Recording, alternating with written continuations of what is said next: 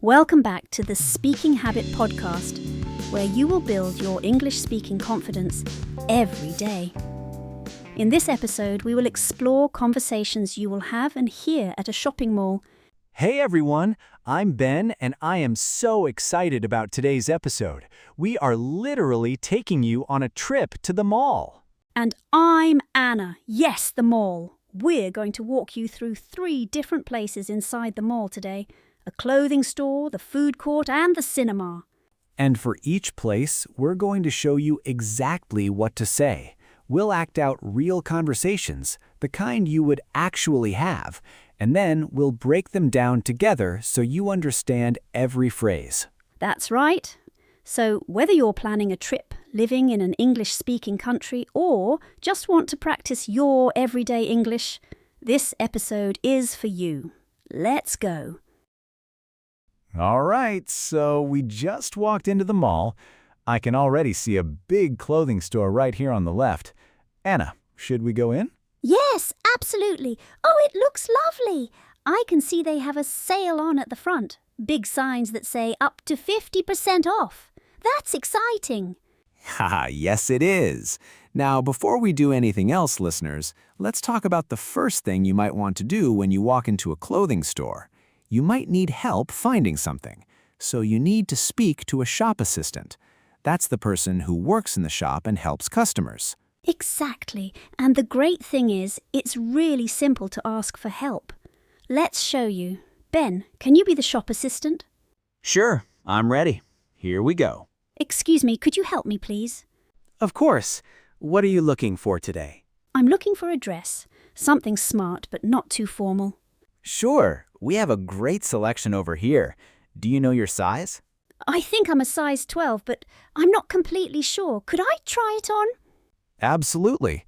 The fitting rooms are just at the back, on the right. I can also bring you a size 10 and a size 14, so you have options. That's very kind, thank you. And scene. Okay, back to normal. Anna, that was a great example. Let's break it down a little for our listeners. Yes! So the first thing I said was, "Excuse me, could you help me, please?" This is a very polite way to get someone's attention. Excuse me is used to politely interrupt or approach someone. You can use it anywhere, in a shop, on the street, in a restaurant. Right, and notice that Anna said, "Could you help me?" not "Can you help me?" Both are correct, but "could you" sounds a little more polite and natural in this kind of situation. Native speakers use could a lot when they're making requests. Exactly. And then I said, "I'm looking for a dress." This is a really useful phrase. I'm looking for... You can use it for anything. I'm looking for a shirt. I'm looking for some jeans. I'm looking for a jacket. Very simple and very natural. Now, one word I used was fitting rooms. This is really important vocabulary.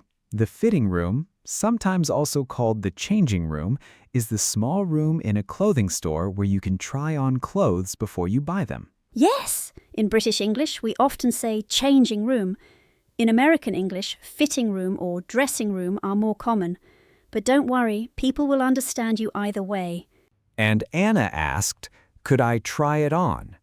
To try on is a phrasal verb meaning to put on a piece of clothing to see if it fits and looks good. You try on a shirt, you try on a pair of trousers, you try on a hat. It's one of the most useful phrases in a clothing store. Great.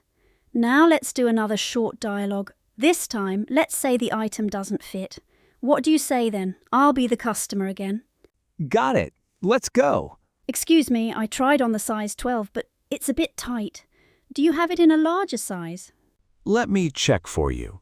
I think we might have a size 14 in the back. One moment, please. Thank you so much. Here you go. I also found it in a different color if you'd like to see. Oh, that's lovely. I'll take the blue one, please. Is it on sale?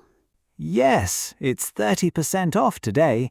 The original price was £40, so it's now £28. Wonderful, I'll take it. Could I pay by card? Absolutely. And would you like a receipt? Yes, please. Okay, wonderful. So let's slow down and look at some of the key words and phrases from that exchange. First, it's a bit tight. Tight means the clothing is too small or too close to the body. The opposite is loose, meaning it's too big or too relaxed. Both are very useful words when shopping for clothes. Right, and I asked, is it on sale? On sale means the item has a reduced price, a discount. Sale and discount are two very important words in a clothing store. A sale is an event where many things have lower prices. A discount is the amount of money you save. So you might hear, there's a 50% discount, or everything in the store is on sale. Exactly. And then Anna asked about paying by card. In many shops today, you can pay by card, by phone, or even by contactless payment. You might hear phrases like, I'll pay by card. Do you take cash? Or can I pay contactless? All of these are very natural things to say at the till. The till, by the way, is another word for the checkout counter, the place where you pay. And a receipt. That little piece of paper that shows what you bought and how much you paid. Always useful to keep, especially if you need to return something later. To return something means to bring it back to the shop, usually because it doesn't fit or you changed your mind. Ha! British English, American English, you've got to love the differences. All right, I think we've done a brilliant job in the clothing store. Are you ready for some food, Anna? Because I am absolutely starving. Ha! Yes, oh, I'm so hungry. Let's head to the food court. All right, so we are now in the food court. And wow, there are so many options. I can see a burger place, a pizza stall, a noodle bar, a sandwich shop. Anna, where do you want to go? Ooh, I think I want something warm. Maybe the noodle bar. But first, listeners, let's talk about some useful vocabulary for the food court.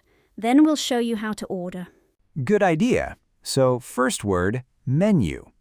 The menu is the list of food and drinks that a place offers. You can ask for a menu, or in a food court, the menu is usually written on a big board above the counter.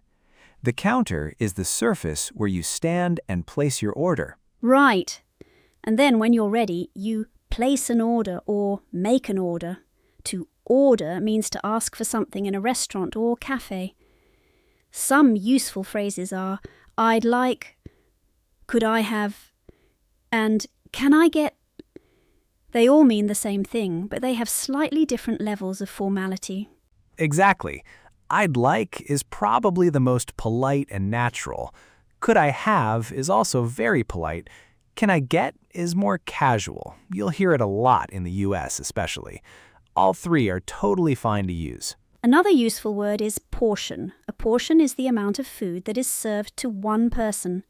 So you might ask, how big is the portion? Or you might see small portion and large portion on the menu. Right. And one more, to go or take away.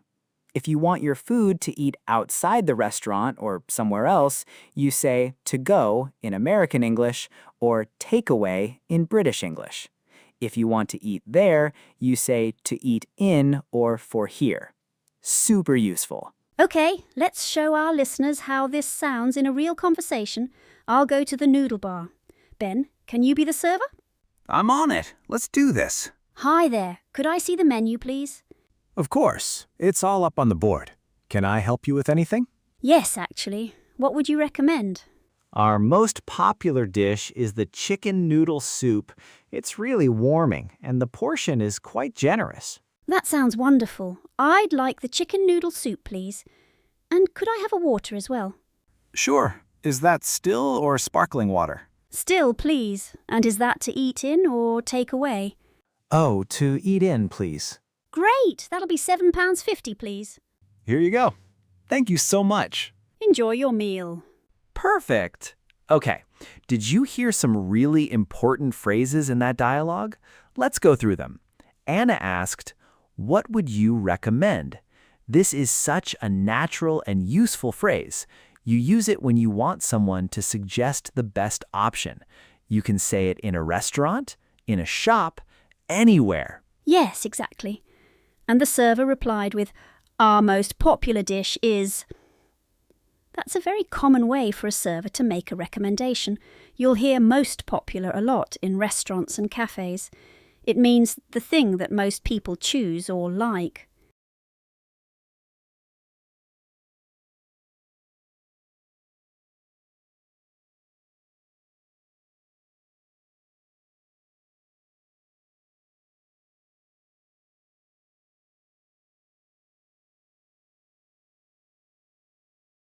Now, let's do one more food court dialogue, this time ordering something a little more casual, like a burger, because honestly, Anna, while you were getting your noodles, I was already eyeing up that burger place. Ha! Of course you were. Go on then. I'll be the server this time. Hey, can I get a cheeseburger and a large fries, please? Sure. Would you like anything to drink with that? Yeah, I'll have a Coke, please. Actually, can I get that as a meal deal? Absolutely. A meal deal includes the burger, fries, and a drink. That's £9 even. Perfect. Here you go. Is that to eat in or to go? To go, please. Oh, and could I get some ketchup too? Of course. Ketchup's right there by the napkins. Enjoy. Lovely. So notice in that exchange, Ben used "can I get," which, as we mentioned, is more casual and common in American English. And he said "yeah" instead of "yes," which is perfectly fine in casual conversation. Don't be afraid to use "yeah." It sounds natural and friendly. Right. And I asked about a meal deal. This is when a restaurant bundles together a main dish, a side, and a drink at a slightly cheaper price than buying each thing separately. It's really common in fast food places. You'll see signs that say meal deal or combo meal. Great way to save a bit of money. And napkins, those are the small pieces of soft paper you use to wipe your mouth or hands when you eat.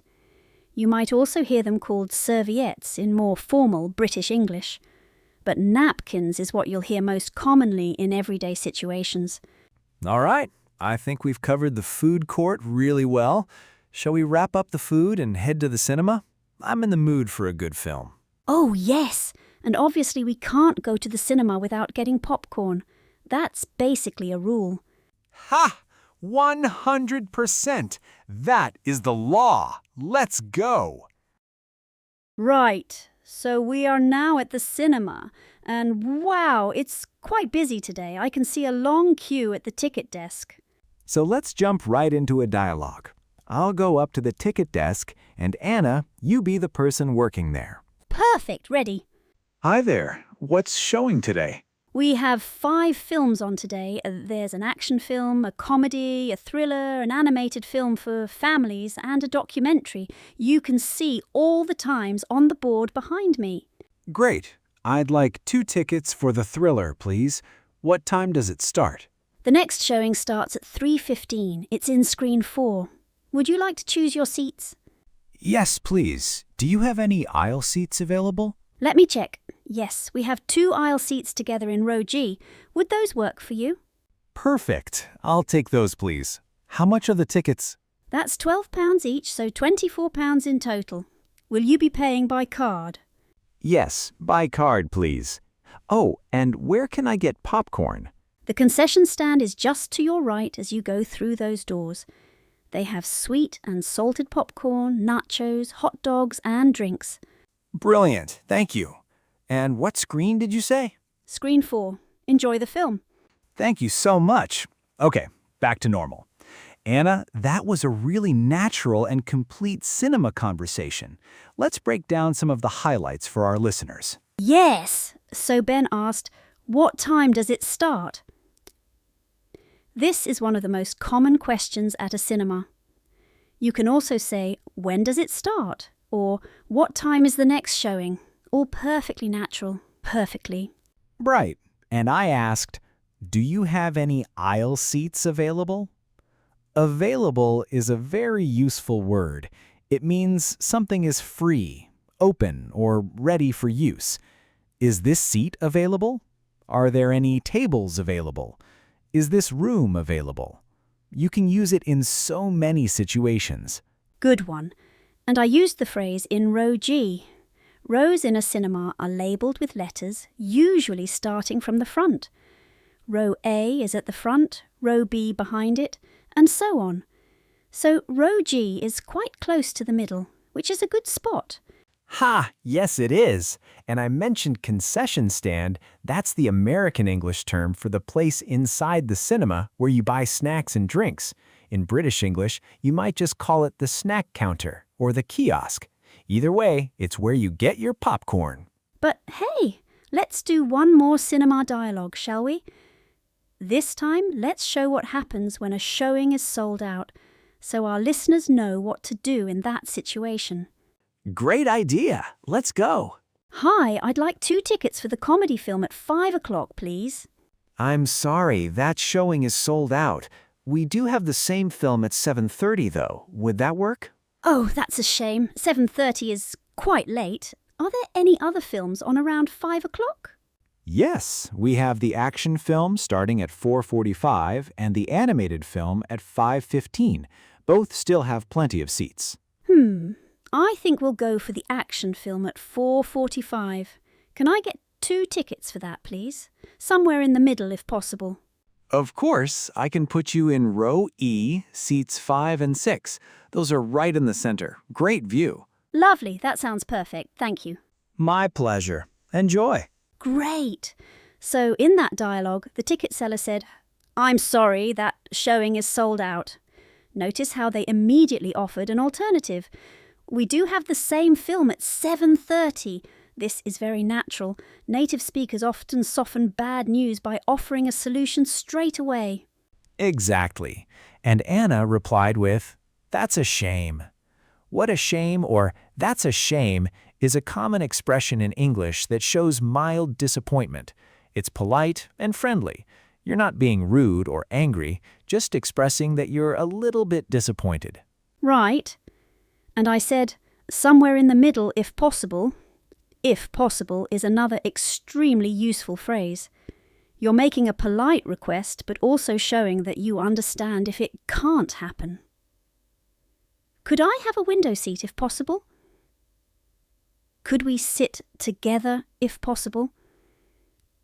It makes you sound very polite and flexible. Love that phrase. If possible is one of those little magic phrases that makes everything sound more polite.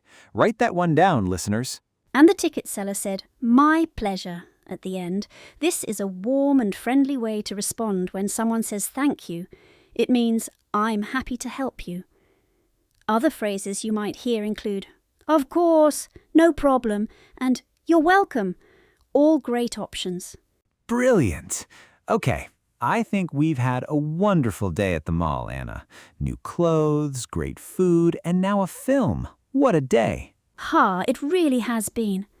And listeners, I hope you feel so much more confident about visiting a shopping mall in English now because you've heard exactly the kinds of conversations you might have, and you've learned the vocabulary and phrases that make them work. Let's do a quick recap of all the key vocabulary we covered today. In the clothing store, shirt, jeans, trousers, dress, size, fitting room, try on, receipt, sale, discount, tight, loose. In the food court, menu, order, portion, to go, take away, eat in, meal deal, still water, sparkling water. And at the cinema, showing, sold out, screen, aisle seat, row, available, concession stand, popcorn. All right, listeners, that is a wrap on today's episode of the Speaking Habit Podcast. Thank you so much for listening. We truly appreciate every single one of you tuning in and spending your time with us today. It really does mean the world to us. We really hope to see you back here for the next episode. We have so many more great topics coming your way. And if you enjoyed today's episode, please give it a like. It helps us reach so many more English learners just like you, and it lets us know you're enjoying what we create. Subscribe and leave a comment saying, "I subscribed," and we will personally reply to your comment. Subscribing to our channel means you will never miss an episode. Every time we release new content, it will be right there waiting for you, and it is completely free. All right, that is all from us today. Keep practicing, keep speaking, and keep building that confidence. I'm Ben. And I'm Anna. Take care, everyone, and we'll see you in the next episode. Goodbye.